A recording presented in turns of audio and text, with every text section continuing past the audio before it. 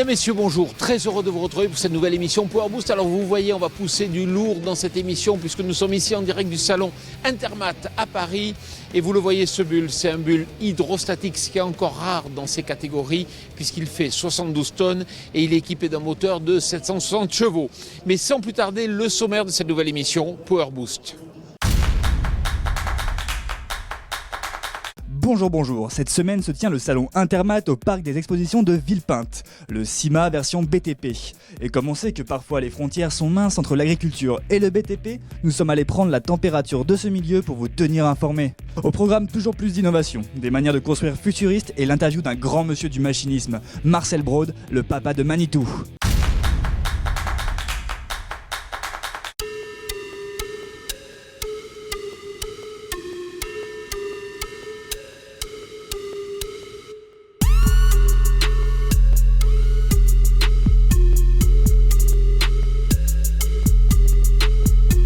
Alors on va s'intéresser à l'énergie électrique. Patrick Bremer, bonjour. Bonjour monsieur. Alors vous êtes responsable marketing de Mecalac. C'est vrai qu'un des matériels qui ont été le plus regardés ici sur ce salon Intermat, c'est votre pelle i12. Est-ce que vous pouvez nous dire quelques chiffres clés ?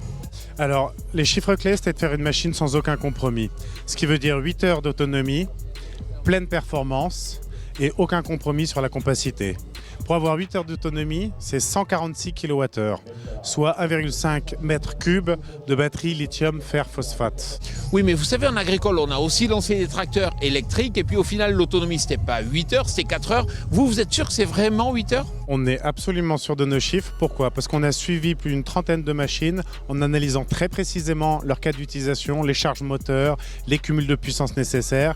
Et c'est ce qui nous a permis, en interne, de dimensionner parfaitement le système. Nous sommes partis sur des batteries lithium à cause de la densité de puissance et lithium fer phosphate parce qu'elles sont sèches et inertes. Donc aucun risque d'explosion et aucun risque de fuite. Sur nos moteurs, sur nos versions thermiques déjà, nous avons 2 pompes. Une pour la translation et une pour l'équipement, qui permet de travailler ensemble et simultanément. L'avantage ici, nous sommes partis sur 2 moteurs électriques, un entièrement dédié à la translation, qui permet de faire de la récupération d'énergie au freinage, et un entièrement dédié à l'équipement. Il y a un véritable débat à savoir, est-ce qu'il faut choisir plutôt 400 volts ? Vous pensez plutôt que c'est 650 volts ? Nous, on a pari le pari de l'avenir, c'est du 650 volts, haute tension, ce qui permet la compacité sur l'ensemble du câblage et ce qui permet d'être vraiment prêt pour les années à venir. Alors au final, ce sera disponible quand et à quel prix ? Nous serons en début du 2e semestre 2019. À quel prix ? Nous nous orientons vers une solution un petit peu innovante, là aussi sur le mode de financement. Donc grâce à Mecalac Financial Solutions, nous sommes en train d'estimer un TCO équivalent pour le client final à une version thermique. Patrick Bremer, merci beaucoup. Merci à vous.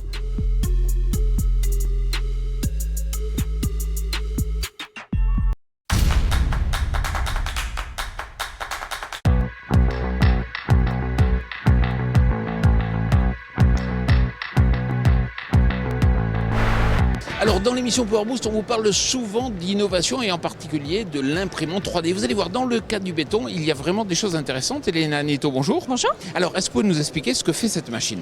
Donc en fait ici sur le salon on présente l'impression 3D pour le béton, donc base cimentaire, donc des mortiers, donc pour imprimer des pièces en béton. Donc on a 2 technologies, la partie démonstration avec le modèle réduit de la technologie où là on a un produit cimentaire qui est en bicomposant dans une cartouche où on voit ici qu'on imprime des petites pièces en béton et ensuite on a un peu plus loin donc la technologie de l'innovation qu'on a développée pour le bâtiment et la construction. Donc là on est sur des murs qui peuvent aller jusqu'à 3 mètres de haut, donc pour faire des pièces et des designs sur mesure. En fait l'objectif c'est plutôt d'industrialiser le sur-mesure, donc faire du sur-mesure à façon avec tous les designs qu'on peut imaginer en fonction des volontés, des souhaits des architectes, mais également pour la ville de demain. Donc en fait on intègre le plan directement dans l'ordinateur qui est relié à la machine et on a développé à la fois la machinerie et l'encre cimentaire de cette machinerie pour Sika, donc pour développer des pièces préfabriquées ou du béton prêt à l'emploi directement en 3D.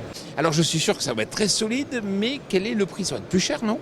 Forcément, aujourd'hui, on est sur une innovation qu'on est en train de roder avec des industriels et des partenaires. Notre objectif maintenant, c'est de prendre cette technologie qu'on a développée et brevetée et pour l'intégrer au monde du béton et du coup de travailler avec les industriels pour voir comment rentrer cette technologie dans leur process industriel pour la roder. Et donc forcément, avec eux, on va créer des packages pour pouvoir avoir une offre packagée et commercialisable. Ça sera disponible quand ? En fait, on travaille donc sur toute l'année 2018-2019, je pense, sur cette partie industrialisation, partenariat, rodage. Et on espère pouvoir proposer une offre packagée courant 2019. Merci beaucoup. Je vous en prie.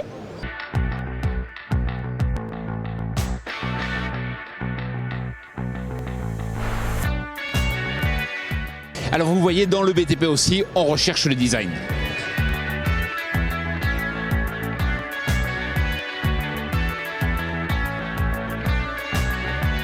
On vous parle souvent des puces RFID, vous allez voir, dans le béton, ça donne des choses assez étonnantes. Laurence Dugas, bonjour. Bonjour.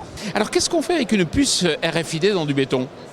Mais pour pouvoir avoir une traçabilité de la pièce. Ça veut dire que concrètement, on la met quand le béton est frais, ça sèche, et puis après, ça va transmettre un certain nombre d'informations, lesquelles ? L'origine de la pièce, la traçabilité de la pièce, savoir si elle a été construite, si elle est livrée, posée. Et après, on peut encore avoir d'autres informations derrière. Mettre des actions derrière par rapport liées au chantier. Mais le problème, c'est la durée de vie de la batterie. 200 ans. Ah oui, donc effectivement, on a le temps de voir venir. Et c'est ça. Est-ce que ça résiste ? On peut les mettre dans tous les types de pièces de béton ? Oui, toutes. Oui. Que ce soit en chape liquide, que ce soit sur des préfats, que ce soit sur du béton même mur traditionnel, je dirais. Dans nos petits moellons, comme ceci. La disponibilité, le prix ? Alors la disponibilité, il faut compter environ 3 semaines pour le temps de la fabrication. Et au niveau du coût, tout dépend du volume que vous demandez en fait. Ça peut varier de 15 € à baisser jusqu'à 3 € si vous m'en prenez 30 000 par exemple. Allons-y pour 30 30 000 alors. alors. Le but, c'est d'en vendre le plus possible. Merci beaucoup. Donc sur un chantier, de toute façon, on en vendra forcément beaucoup. Laurence, merci. Je vous en prie, merci. Vous avez déjà entendu parler du co-farming, ces plateformes qui, grâce à la puissance d'intermédiation d'Internet, permettent ou facilitent l'échange et le partage de ressources entre les exploitations agricoles. Échanger des parcelles ou des travaux agricoles, trouver son prestataire ou son fourrage à proximité, échanger sur l'état de vos cultures ou sur les données de votre exploitation et plus encore. C'est cela que permettent les plateformes du co-farming, en démultipliant les opportunités pour les exploitations et en leur permettant ainsi de gagner en compétitivité. Fort du succès du Co-Farming Fest, qui a réuni 250 personnes à Paris en janvier dernier, l'association Co-Farming organise un tour de France pour rencontrer les agriculteurs et acteurs du monde agricole et leur montrer toutes les opportunités que le Co-Farming a à offrir. Dans une ambiance conviviale, les fondateurs de plateformes de co-farming se proposent de partager leur compréhension de ces nouveaux types de services pour amener les agriculteurs à prendre conscience des impacts du co-farming, à en décrypter le fonctionnement et à poser toutes les questions qu'ils souhaitent. Vous pouvez accueillir une étape du co-farming tour lors d'une assemblée générale, lors d'une journée en plein air comme un salon ou une journée au champ, mais aussi offrir à vos adhérents une journée spéciale co-farming. Conférences, ateliers ludiques, barcamps de co-construction, c'est un véritable événement co-farming qu'on vous propose d'organiser, clé en main, au cœur de votre organisation. N'attendez pas pour organiser l'étape de votre territoire.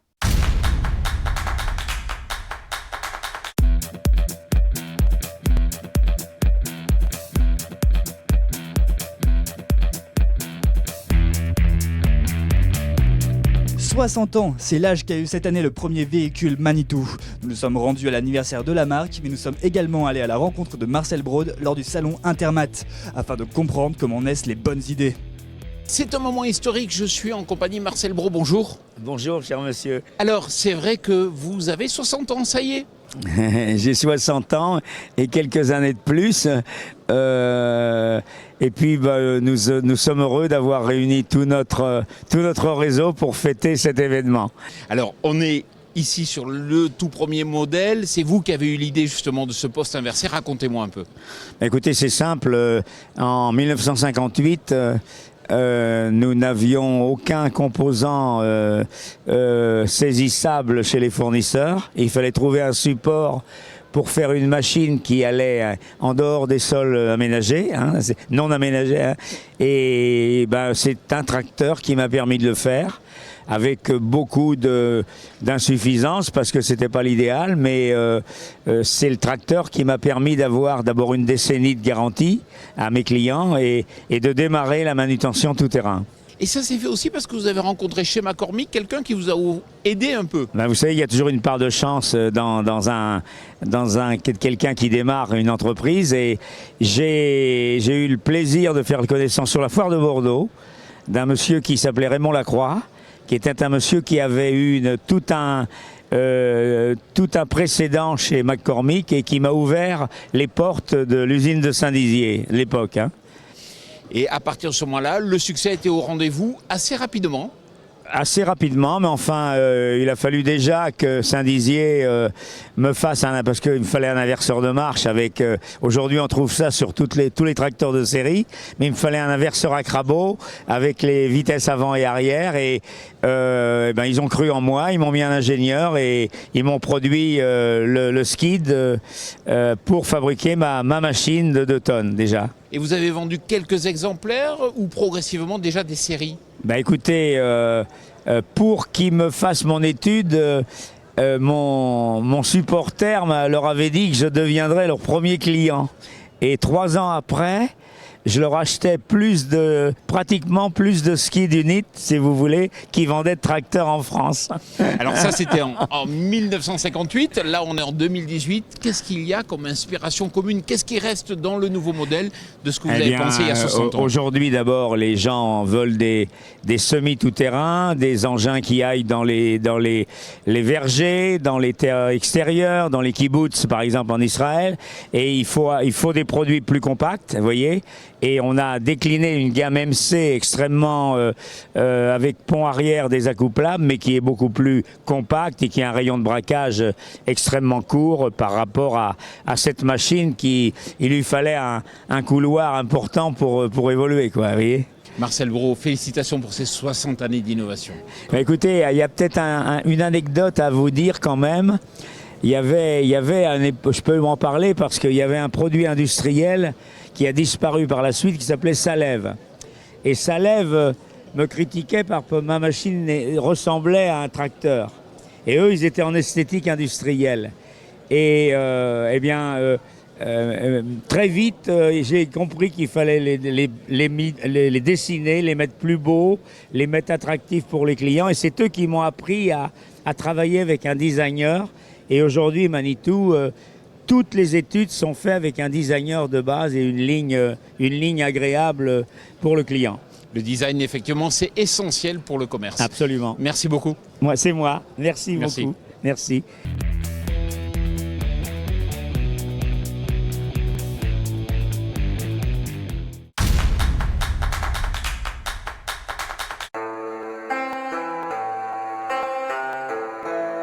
Et puis pour finir, une innovation, vous voyez ici, ce n'est pas une pelle sur pneu ou une pelle sur chenille, c'est une pelle sur flotteur. Et effectivement, il y a beaucoup de zones dans le monde où il faut intervenir avec de l'eau.